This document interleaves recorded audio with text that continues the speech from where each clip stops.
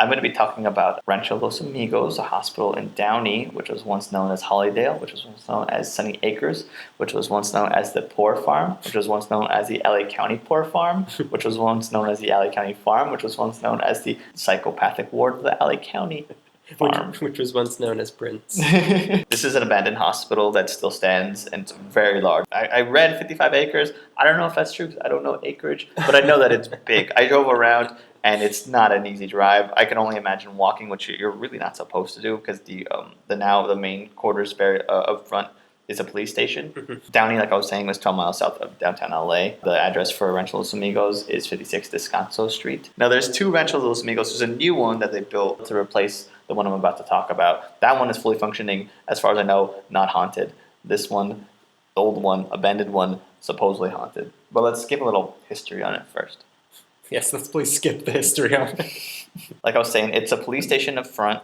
Everything else is abandoned. The Marines use it for tactical training for urban stuff like off-base training. They still use it for that. So between like Marines running around and cops, and let's not forget the place is overrun with feral cats. Like it's just everywhere. Like there's a cat for every inch of this place. There's so many cats. A lot of old buildings that were never torn down. They're fenced off with barbed wire fences, and they also have like their windows and doors are boarded up. Did the cats do that? Yeah, they're carpenters. Downey raises them very good. My cousin took me there. He lives like right around the corner in Downey. We were talking about abandoned hospitals, and he's like, "Oh, I know of one. It's right over." So he takes me, and I didn't really know what to expect. I just expected an old like LA County Hospital sort of looking building, and we just drive. We do a loop around, and then we leave, and we look at boarded up windows, and I kind of get the spooks. This is like a little ghost town. Like it's so big, and it had so much functionality before when it was an operating place, and then it's just abandoned. It was never torn down. Originally, the facility was known as the County Poor Farm. It was opened in 1887 and 1888, and it was to house like the needy of the area, and it was like a rehab facility which provided work and housing and like medical care for everybody. And from I read, originally the purchase was for like 124 acres, but I know that it used to be more than just a hospital grounds. It used to be a farmland too. It used to be a self-sufficient agricultural livestock area because they were helping people get back into work. So they were building, they use these workers on the farm, which is why it was called the Poor Farm. By the 1890s, it had become, like I said, completely fully operational as agricultural and the livestock.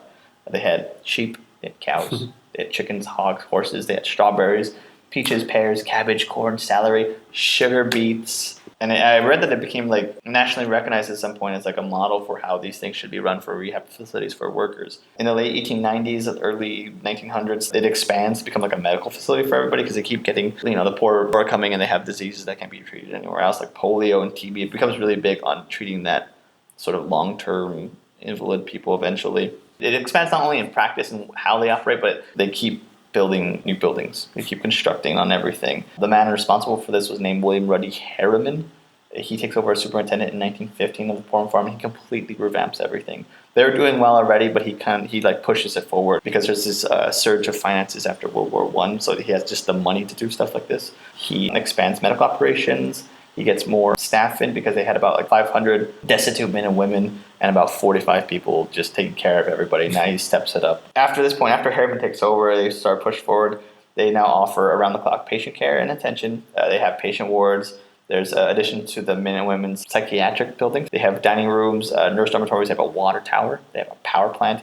Like I said, there's streets within this facility. It looks like a little town. There's paved streets everywhere. They have employee bungalows. They build a large auditorium. I've read about the history from this plan to build a bigger auditorium, and what they want to do is basically just have movies and plays and get people like functioning to each other. It became like a big center for. And this was all built by feral cats. If I'm paying attention. The ghosts of feral cats built this place. It also had a library that was county run. Call back to the first episode. Boo. Listen to the first episode. Harriman moves into this beautiful house on the course, which I've seen, which is one house that's, I don't believe is boarded off, but that's probably because the cops live there. By 1922, they have 1,500 ambulatory patients living there and about 175 employees. It's a big jump between the two. They just, like he says, he's pushing everything forward. The next couple decades, it keeps expanding and then kind of plateauing. After World War II, they started bringing in a lot of patients from there, a lot of veterans from World War II, not only treating like physical wounds, but also helping men with PTSD. There's this legend that it's a mental asylum. Not as much as just like a psychiatric ward. So they have a lot of stories like this. I keep reading stories about torturing patients, blah, blah, blah. I really don't think that, but I do think that there were some really unhappy people there. And then the 80s hits, Reagan-era conservatism takes over, and then this place, like most other psychiatric wards, are kind of cut down because of budget cuts. There's like a really critical eye on the way mental hospitals are helping people. A lot of those people get put out on the street. They get money for a new building, so they're able to do that, but this big facility is pretty much just shut down after. They lose funding, they can't operate anymore, so they have another building and they leave this place. One of the forum posts that I was reading put it really perfectly. It doesn't look like there's any signs of struggle, but someone definitely left in a hurry because they just left everything. Like there's paper, there's charts everywhere. It just looks like they just left without like packing up. And it has this feeling of like a post-apocalyptic attack where everything was just left over. And they're just like, whatever. And there's a lot of pictures of like trespassers, and that's basically what they are now. People who like film sneaking into these buildings and people put it on. Sneak into buildings and record podcasts. Exactly. I hate those people. Idiots. Yeah. My favorite rumor is that the reason the county hasn't torn all this stuff down is because they don't want to endanger the feral cats that run the place. They run the place. There are so many cats. Apparently, there's a lady that comes and feeds the cats. I think that they don't. I'm pretty sure they ate the lady. They're just so strong. I know what you're thinking. Oh, there's probably about 12. No, there are so many. There's 12 elders of the cats. The cat council. A lot of people sneaking on the property, which, I mean, I drove there at night. My cousin shows me during the day. It has such an effect on me that I return the next night. I'm driving around the property. It's even scarier. Like during the day, it's really unnerving. It's like the first episode of Twilight Zone, where there's just signs of life, but there's no life there. My girlfriend really wants to visit there at night, but I forbid her. You hear that? I forbid you. I've gone there twice at night, and both times I got stopped by cops almost immediately. And they don't have a problem with me driving around, but they're like, what are you doing here? I'm like, oh, I'm just showing my friend the place. And like, are you going to pull over? And I said, no, I'm just driving around. Like, don't get out of the car. Don't stop driving. You can drive around, but don't get out. It's like when you drive into one of those lion enclosures at a zoo and you can't get out of the car. The place at night is really, it has such a feeling. There's another rumor, which it cannot possibly be true. They had a church facility there. A patient ran up to a priest and said, I need an emergency confession. And the priest is like, oh, okay, it's highly unusual.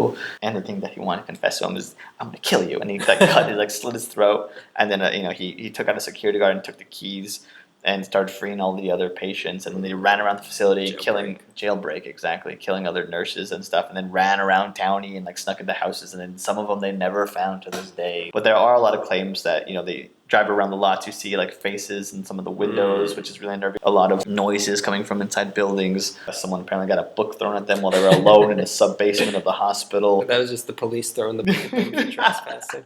I think a lot of the feelings of creepiness people get are just, like I said, cheap thrills of trespassing. However, there was something very interesting I read. In 2006, during a training exercise by the Marines, a few soldiers found a really old freezer, and they decided to open it because they're Marines. They're not scared of anything. Yeah, they're not afraid of freezers like we are. They found 10 legs, feet, and brain matter mummified for 40 years.